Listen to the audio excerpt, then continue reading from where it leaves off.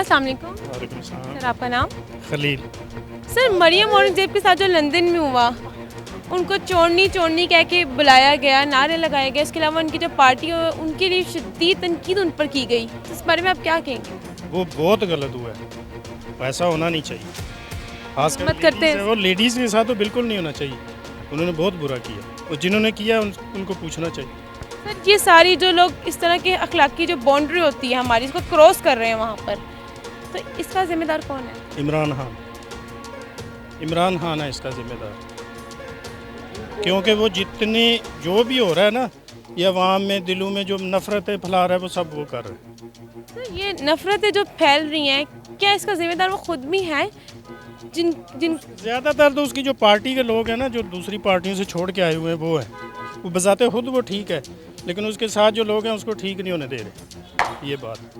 Thank you so much.